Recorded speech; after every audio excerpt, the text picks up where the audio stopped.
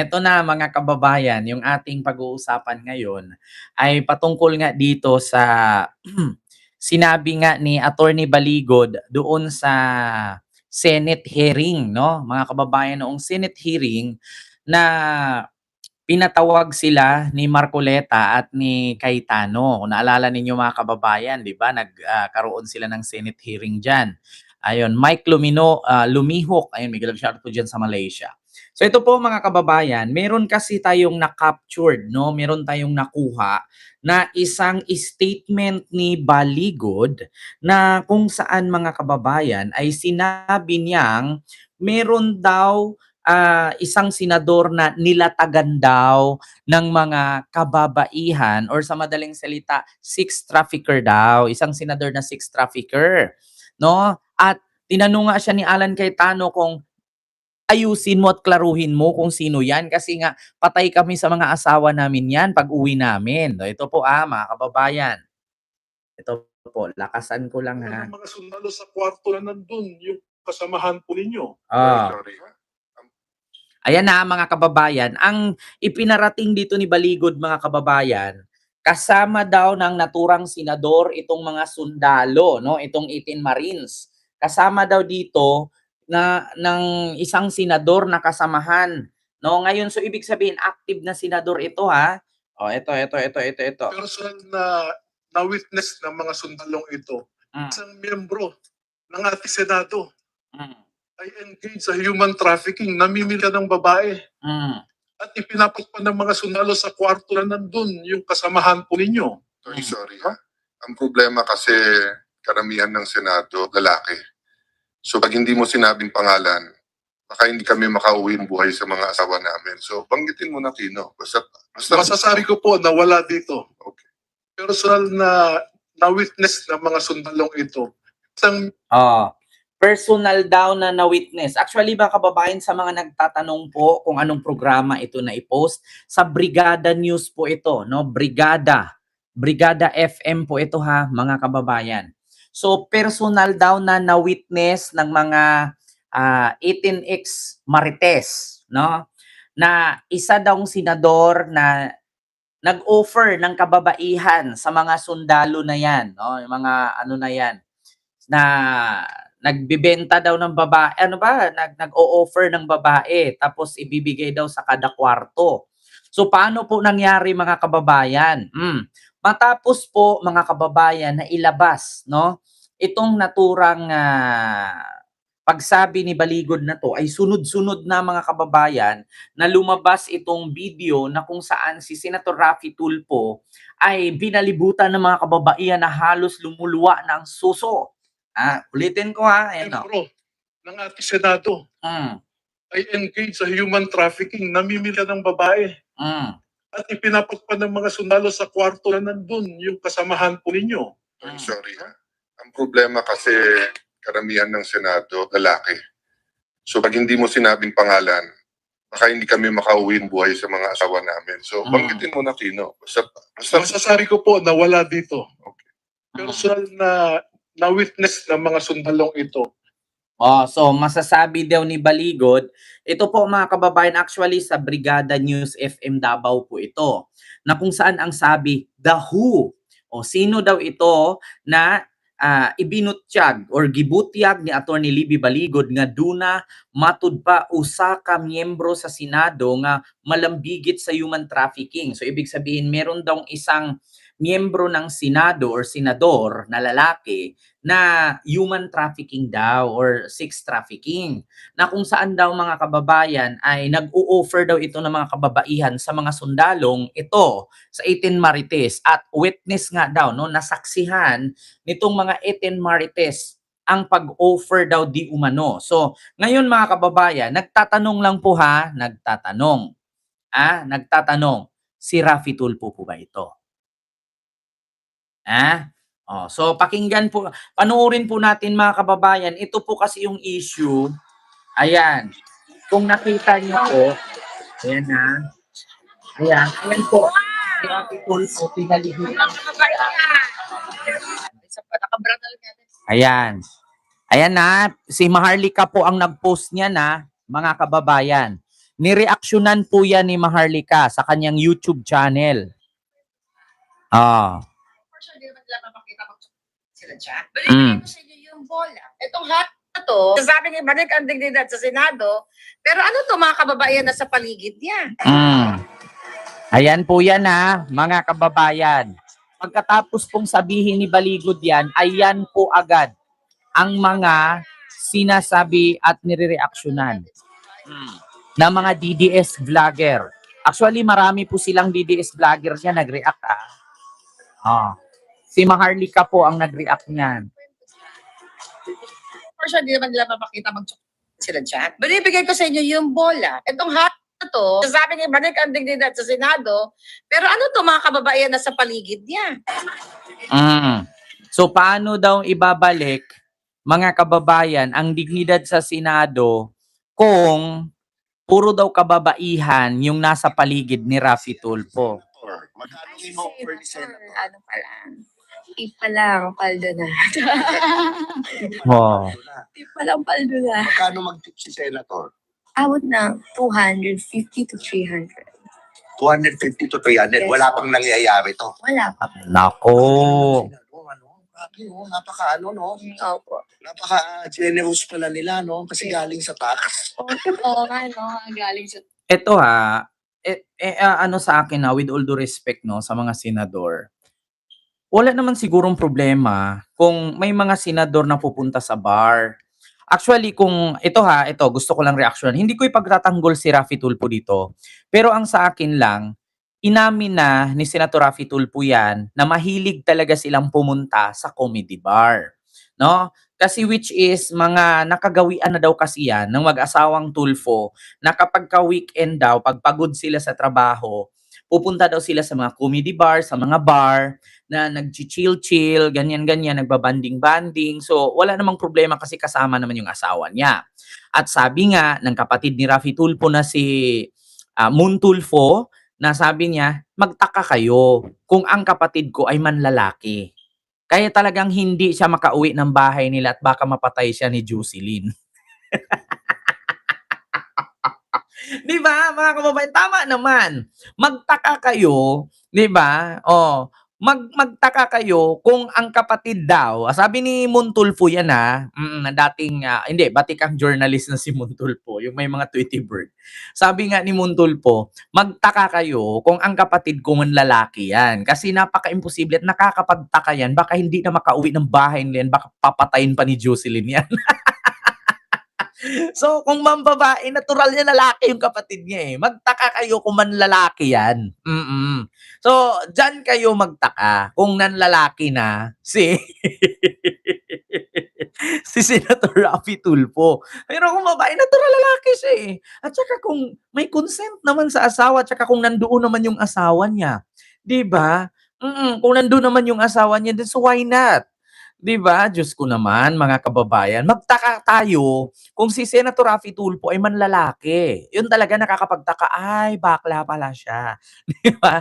Pero kung nakita natin mambabae, so why not? At saka yung issue na about tip dyan na 250,000. Diyos ko naman, uy, barya lang ni Tulfo yan. Bilyon ang pera ni Tulfo. Kung 250,000, kahit sino naman siguro kung nasarapan sa giling. Diyos ko naman.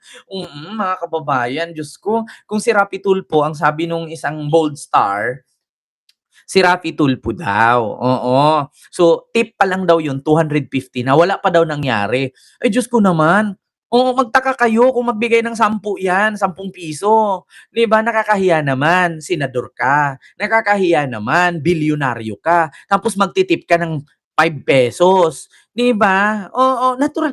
Barya lang ni Raffy Tulfo yan. Uy, Diyos ko naman, mga kababayan. Kung dyan nga sa mga nagreklamo sa programa niya, daan-daan libo ang ginagastos niya, milyon pa. Samantalang dyan sa katuwaanan niya, wala pa siyang stress, gigilingan ka lang, hindi ka magbigay. Putang ina, dyan nga sa programa niya, na daan-daan libo ang itinutulong niya sa mga nangangailangan, samantalang doon, ay, ang sarap, wala akong stress, wala akong gagastusing abogado, wala akong babayarang staff. Dito, gigiling ka lang. Na billionaire yan Diba? Bilyonaryo yan. Nakita nyo naman yung salin. Salin pa lang yun, ha? Wala pa yung mga ano nun, wala pa yung mga kasusyo siya, 'di ba? Oo, kasi totally hindi naman talaga lahat naka-declare diyan. Kay Sara Duterte nga putang inang 'yan, halos lahat hindi dineclared, 'di ba? Oh, meron pa ngang ilang taon dun, 2016 hanggang 2019 hanggang 2026 hindi dineclared. Ending meron palang milyon-milyong pera, 'di ba? Oo, Diyos ko naman mga kababayan. 'Di ba, Ma'am Irene Villanueva, hello po Sir Villanueva, hello po sa inyo diyan, Sir Henry, hello po. 'Di ba mga kababayan, magtaka po tayo kung si Rapi Tulfo ay nanlalaki, 'di ba? Tsaka ano naman ngayon kung mambabae si Tulfo? Hindi mo naman nakitang nag-iyot sila diyan sa harapan. Bakit nakita mo bang sinuso niya, piniga-piga niya yung mga suso ng babae? Wala naman. Umupo lang naman siya. Tapos natural bar yan Kung ano bang gagawin sa bar? Magdasal?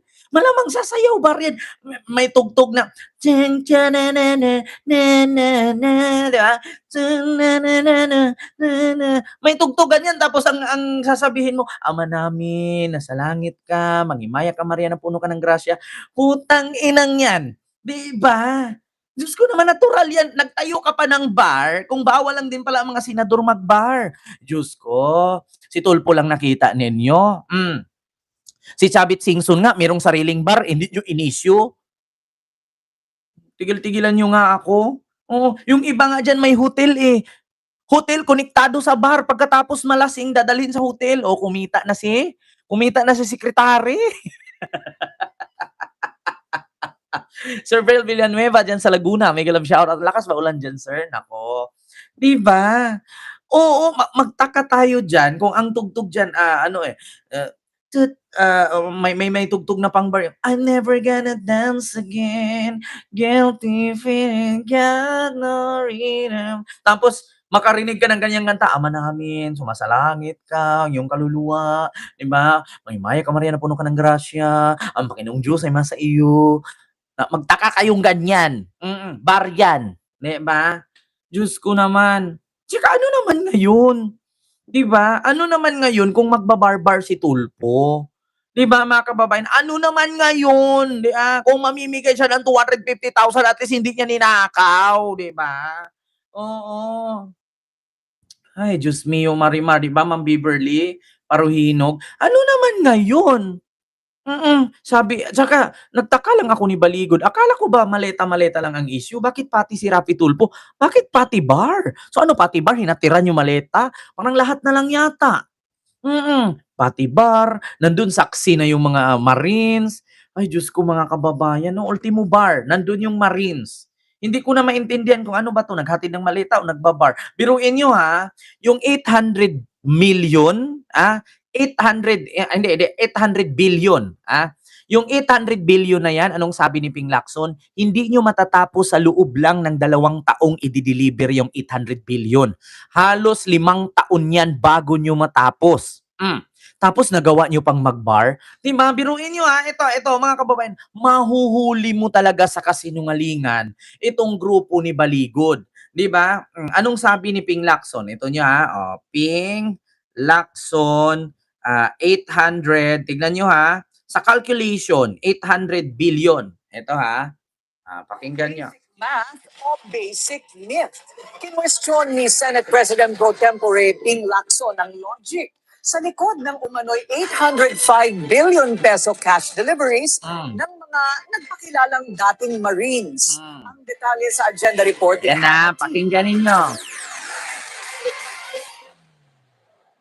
Humigit kumulang 5 taon ang aabutin para makumpleto ang pag-iimpake, pagkakarga at paghahatid ng 805 billion pesos.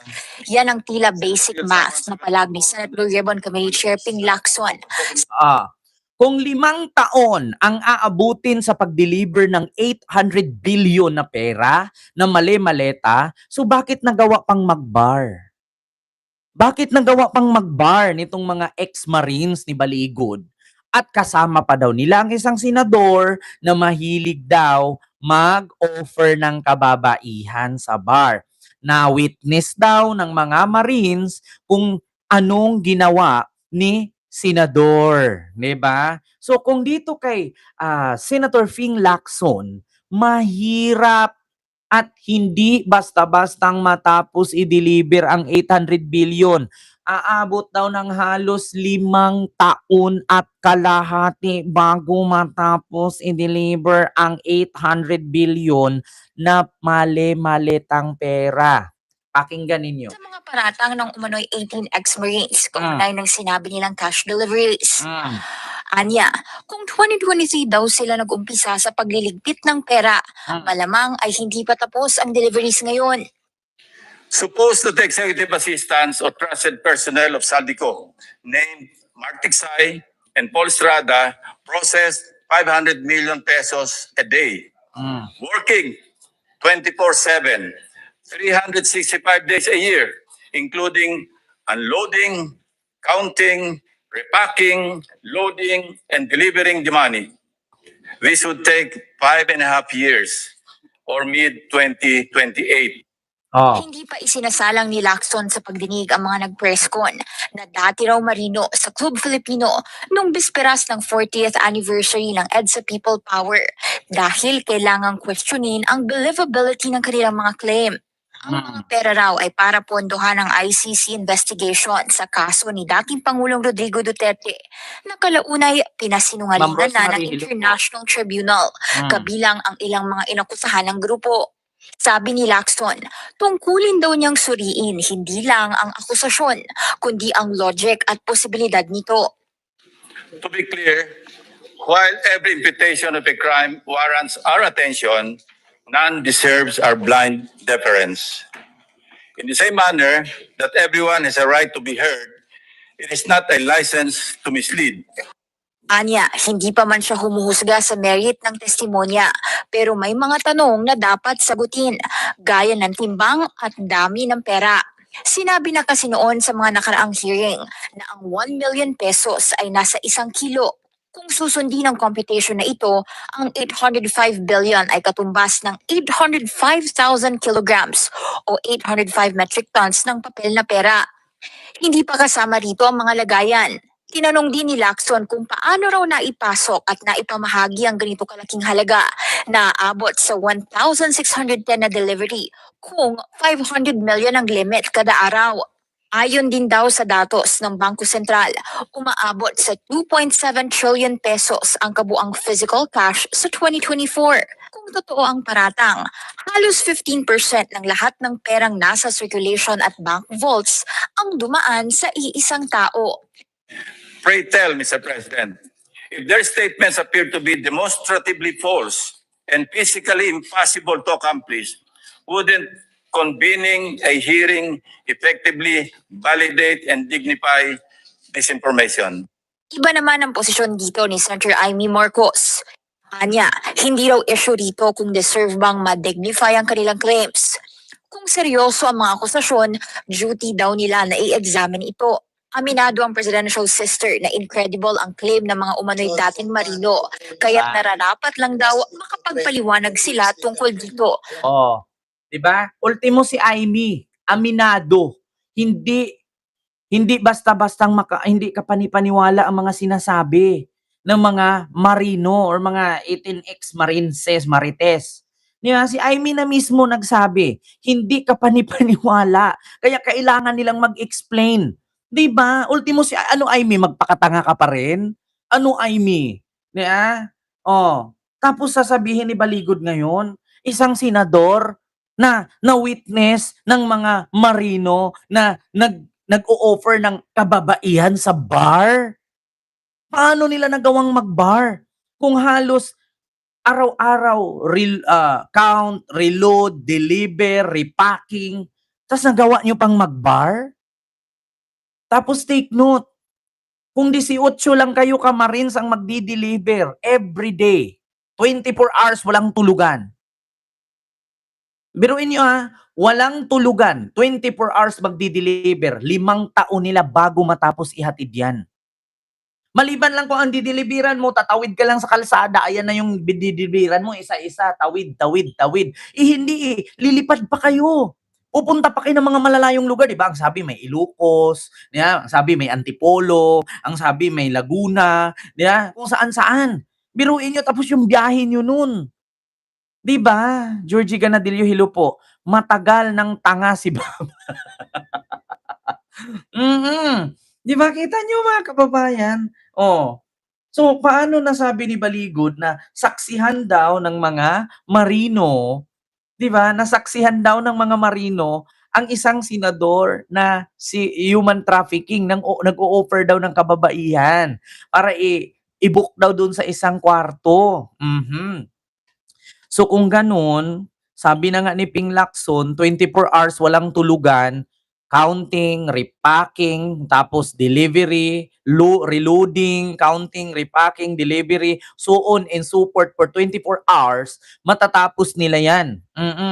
Sa loob lang ng 5 taon. Pero kung may pahinga konti, so aabot pa ng 5 taon kalahati, tapos magawa pang maisama nila ang isang senador na pumunta sa bar at magkaroon ng babae, mag-offer ng babae.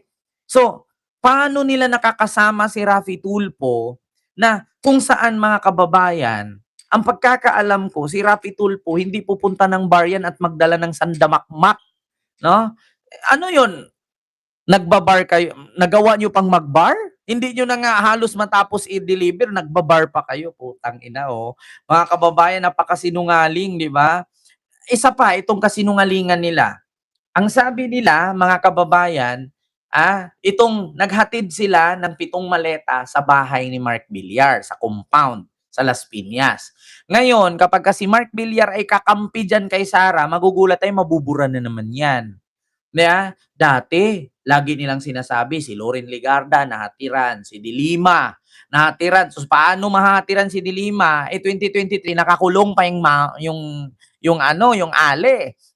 Tapos 2024, tsaka pa nakalaya at tumakbong congresswoman. So, paano mo na-deliver?